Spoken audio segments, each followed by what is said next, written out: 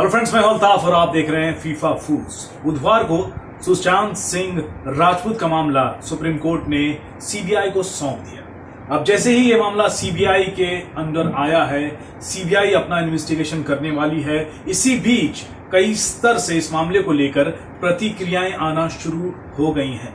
बॉलीवुड जगत से कई सारे सितारों ने इस बारे में बयानबाजी की है। अब शिवसेना ने बिहार के मुख्यमंत्री नीतीश कुमार को निशाना बनाया है। सबसे पहले मैं आपको बता दूं कि नीतीश कुमार ने इस फैसले का स्वागत करते हुए कहा था कि हम सही साबित हुए हैं। कोर्ट के आदेश के बाद सीबीआई यथाशीघ्र इस मामले की जांच करेगी और शीघ्र न्याय मिल सकेगा। इस पर शिवसेना ने अपने मुखपत्र सामना में एक लेख लिखा है और उस लेख में उन्होंने नीतीश कुमार को निशाना बनाते हुए कहा कि नीतीश कुमार की प्रतिक्रिया ऐसी थी जैसे कि नीतीश कुमार ने बिहार का चुनाव जीत लिया हो। लेख के कुछ चुनिंदा पॉइंट्स हैं, वो मैं आपके सामने रखना चाहूंगा।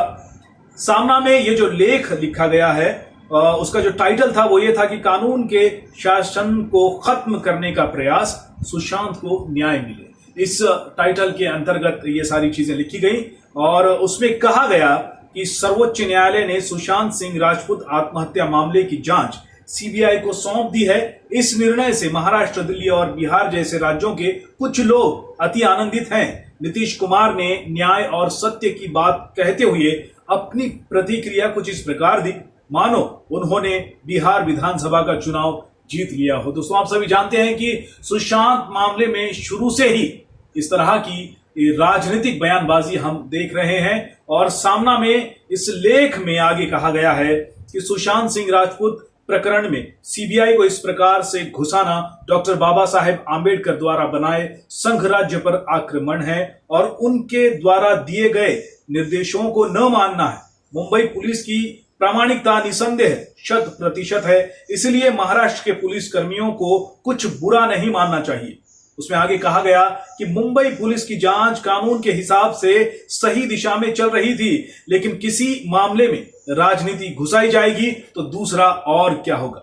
सर्वोच्च न्यायालय ने इस निरीक्षण का भी उल्लेख किया है कि जांच करने का अधिकार मुंबई पुलिस को है, लेकिन वाद विवाद न हो, इसलिए इस मामले को सीबीआई को सौंपा जा रहा है। सीबीआई जांच की मान्यता पर जीत का जश्न मनाने वालों, जरा सर्वोच्च न्यायालय के निर्देशों की एक बार खबर ले लो, यानी कि एक बार देख लो कि सर्वोच्च न्यायालय ने क्या क्या और निर्देश इसमें दिए हैं।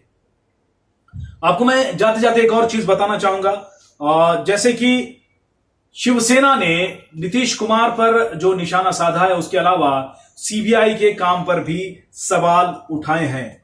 इस लेख में कहा गया कि बिहार में कई खून और हत्याओं के मामले सीबीआई को सौंपे गए, लेकिन उनमें से कितने असली आरोपियों को सीबीआई अब तक पकड़ पाई है।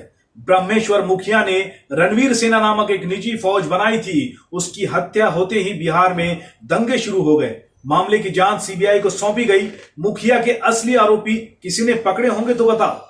मुजफ्फरपुर का नवरुणा हत्याकांड हो या सीवान में पत्रकार राजदेव रंजन की हत्या का मामला हो, ये मामले भी सीबीआई को सौंपे गए। उनमें से किसी भी गुनहगार को नहीं पकड़ा जा सका। उनके परिवार पर जो अन्याय हुआ, उन मामलों में न्याय और सत्य की विजय नहीं हो पाई। मुंबई पुलिस और महाराष्ट्र सरकार की बदनामी करने के लिए सुशांत मामले का दुरुपयोग किया गया है। इस मामले को लेकर महाराष्ट्र सरकार को नीचा दिखाने की कोशिश की गई है। इस तरह की प्रतिक्रिया शिवसेना के मुखपत्र सामना में दी गई है, जो कि एक बड़ी राजनीतिक टिप्पणी है। देखते हैं कि इस पर जवाब किस तरह से आता है। आप फीफा फूड्स के साथ बने रहिए।